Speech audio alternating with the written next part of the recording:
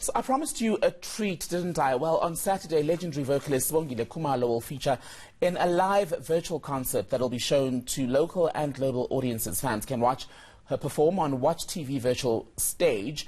The streaming platform enables artists and content creators to generate income from their live streams, store it and promote it to resell. Let's discuss this further. Then I'm joined by Dr. Sibongile. He's with Watch TV, as well as the lady of the moment herself, Mam Sibongile Khumalo. A very good afternoon to you both.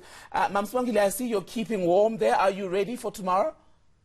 I'm keeping, yes, I have to. Woo, child, is it cold or is it cold? I have to keep warm, yes. I am ready, and I am ready for tomorrow. I'm looking forward to it. I'm looking forward to the adventure. It's a new experience for me, as you can imagine, totally uncharted territories, but I am looking forward to it. And what are the changes at an artistic level that you sort of have to adapt to versus in preparing for a virtual performance, for example, versus the traditional stage where we would gather at a park to witness you in action?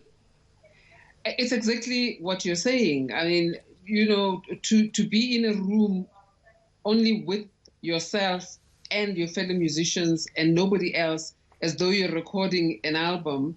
But the difference here is that you're in that room, you're on that stage with your colleagues, and there's somebody else out there listening to you, hopefully appreciating what you're doing. And I guess it's a mindset switch, really. It's almost like being on the radio, or I guess even on television, and just imagining that there is somebody out there listening to what you're saying. And it's a bit daunting, but exciting, very exciting as well.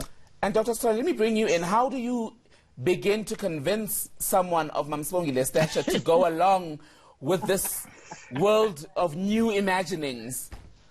I must say, yes, very good. You know, that's where I wanted to start, and you're asking me the exact question. I prayed, to say the day I asked Mam Sibongile to be on the Watch TV virtual stage, the only answer that I need to get is yes. And I think my ancestral encounters and engagements really paid off, because tomorrow we are having Sibongile Khumalo live and direct on Watch TV virtual stage with the trio, and I'm so looking forward to it. I'm not going to sleep tonight. And Mam Sibongile and I were just speaking about preparation. What is the level of prep from Watch TV's side to pull these off? Because you've done quite a few already, I understand. For us, the most important thing is that there should be no glitches, because we are live, and it's not like it's a pre-recorded a show that is then streamed later. There must be no glitches, so that people that have made an appointment to watch this show don't shout at us. Because we know that everyone is now already saying, I heard some people saying that we are preparing, we'll be cooking, we'll be sitting at home in the comfort of our living rooms, and a drink or two, and then wait for Mam Sibongile. So nothing should go wrong from our side. Technically, we just want everything to be perfect. And Mam Sibongile, when we talk about this COVID-19 pandemic, the experts are telling us that we could be in this difficult position for at least another 2 years. It could change the way we do things permanently. At an artistic level, again, how do you feel about this sudden change that's been thrust upon us? You know, when you talk of something being sudden, it really has been sudden. But then I suppose being an artist, and maybe it happens to other people as well, but being an artist, you literally have to think on your feet. As a jazz musician, when you improvise, for instance, there's information and knowledge and a vocabulary that you have that you then draw on. And in this case, we've never needed to be on a virtual stage as a permanent feature. But you have to be thinking on your feet. You have to be working with what you have been given to adjust. So it's a serious adapt or die situation. And if you don't adapt to it, I suppose it means no livelihood ultimately. But I don't think many of us want that. So because we don't want that, you find a way of making it work for you. You find a way of putting yourself into that position as a performer that says, I have a story to tell. I have something to share with people. what do I need to be doing to make sure that what I need to share is shareable? If you're given a virtual stage, as we're being given a virtual stage right now, then you find a way of working with the virtual stage. Like I said earlier, you know, if you're a radio person or a television person, you know there's an audience out there.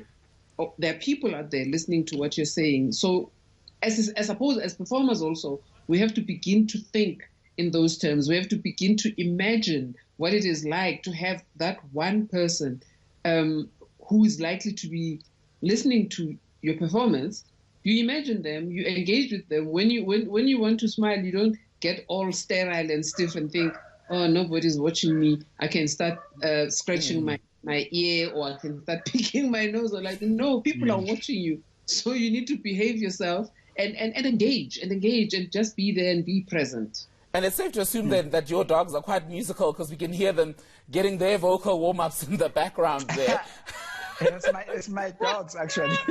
Oh, so Dr. Sole, you're the one with the musical dogs. I want to talk to the point that Mam Sibongile was making about how artists, at the end of the day, need to eat even though we're in lockdown. How do we take these performances that happen online now and turn them into a profitable gig? I guess that was really the idea about the Watcher TV virtual stage. It was to say we must start to begin to imagine new possibilities under these difficult circumstances, and to actually accept that when we speak about the fourth industrial revolution, it's actually here now, and we must now live it. And that we must not go sulk in our corners and say, no more shows, Cape Town Jazz is cancelled, this concert is cancelled.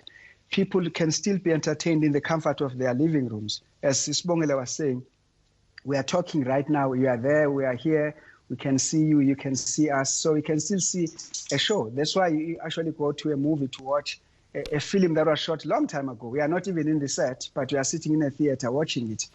But what is important is that the artist must share in the income. The Watcher TV business model is very simple.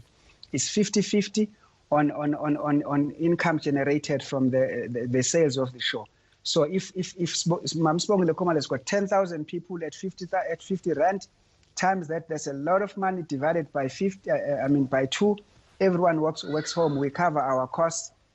The question is that people must warm up to these realities. Okay. They must support and watch the artist. Mam Sibongile, we have to wrap, but I might get into trouble with this. I know it's a controversial one, but any chance we can get a taste of what to expect? Oh my word! Yeah, Tando's Groove. That's a controversial question. It's a little bit of something old, and it's something old as in music that I've sung before, and a little bit of something new. What is the like? When I'm nini mala onge, when I'm nini musa, vigela kositetelela baba, kini sabanga, kini sa ukona lwami, genza ngihlale ekukhanyeni, something like that. And you have warmed up a bitterly cold Friday. Mam Sibongile Khumalo and Dr. Sibongile with Watcher TV. Thank you both for being on ENCA this afternoon.